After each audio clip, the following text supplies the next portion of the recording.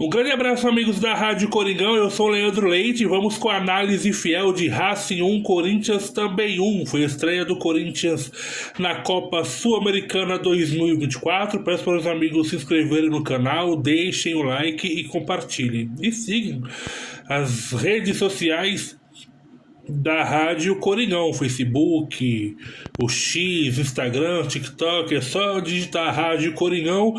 Siga e fique muito bem informado. Também acesse o site radiocoringão.com. Bom, o Corinthians estreou na Copa Sul-Americana com um resultado muito ruim, né? Empatou contra o Racing lá em Montevidéu, jogo no Estádio Centenário, jogo que o Corinthians tinha a obrigação de vencer, né? Tinha a obrigação de vencer porque o Corinthians é mais tímido que a equipe uruguaia, né? O Racing é um time que fica ali na parte intermediária, meio de tabela, né, do futebol uruguaio. O Corinthians teve aí um tempo para treinar, para ajustar a equipe, mas parece que a equipe voltou pior, né? Já tinha feito um jogo ruim contra o Londrina, né? Os titulares aí no segundo tempo entraram as reservas e construíram fizeram o resultado, e no jogo contra o Racing, um jogo muito ruim, como foi assim o primeiro tempo contra o Londrina. O Corinthians com muitas dificuldades em criar jogadas, o Garro muito bem marcado, aliás, o time uruguaio bateu muito, né? Foi um jogo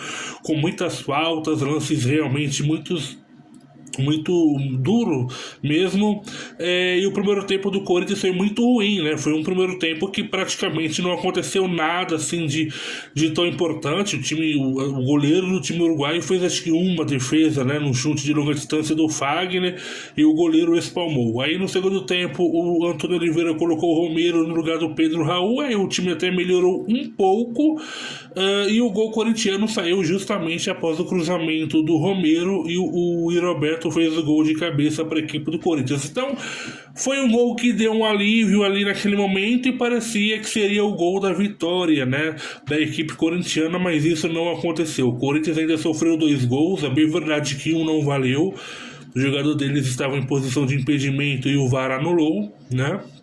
Só que aí o Antônio Oliveira colocou o Kaká, o zagueiro, para tentar segurar o resultado, ou seja, chamou o time uruguaio para cima, e mesmo o time uruguaio sendo um time limitado, eles viram que o Corinthians fez o gol, mas também, né, não apresentava um bom jogo, e eles viram que dava para arriscar, que dava para tentar um empate. Infelizmente foi isso que aconteceu. Eles continuaram no ataque, o Corinthians praticamente deu a bola para o time uruguaio e tentou segurar o resultado, e no finalzinho sofreu o gol de empate com o Alanis, decretando aí o empate para a equipe uruguaia. Um empate muito ruim para a equipe do Corinthians, né? Porque o Argentino Júnior, que deve ser o principal rival, venceu fora de casa a equipe do Nacional do Paraguai por 3-2. Então o Corinthians ele tinha que ter vencido de qualquer maneira, né, para não deixar a equipe argentina se já distanciar um pouco aí da liderança. Tudo bem, tem 5 jogos, dá para o Corinthians se classificar perfeitamente, né, ainda em primeiro lugar, mas é claro que a equipe vai ter que jogar mais do que jogou contra o Racing, porque foi um futebol muito fraco, né? E aí a gente que estava até empolgado, que a equipe estava vindo muito bem com o Antônio Oliveira, nesse jogo a equipe voltou a ser a equipe Mano Menezes, digamos assim, né? Uma equipe de começo de temporada, um time que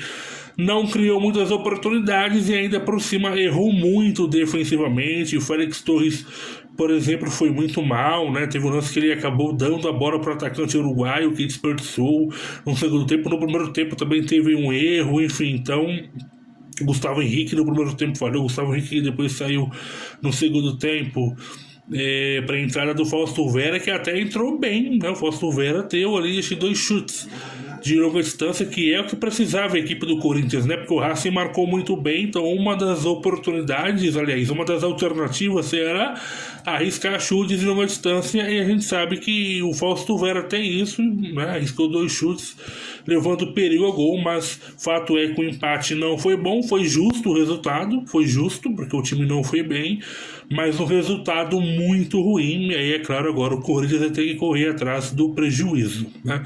Então o Corinthians estreia na Sul-Americana com um resultado ruim, e o time volta a campo E na próxima semana tem Copa Sul-Americana novamente. Desta vez o adversário será o Nacional do Paraguai na Neoquímica Arena. Um grande abraço a todos e vai Corinthians!